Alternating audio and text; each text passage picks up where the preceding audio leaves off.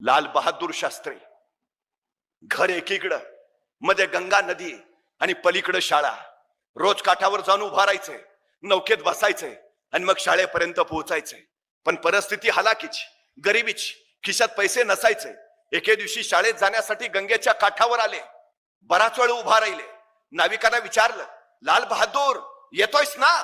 लाल बहादूर म्हटले, नाही, जा तुम्ही. का रे? पैसे नाहीयेत माझ्याकडं.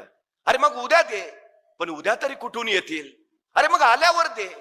नको, आई सांगते, आपलं ओझं दुसऱ्याच्या डोक्यावर नको. तुम्ही जा, मी येईन. नाव निघून जायची.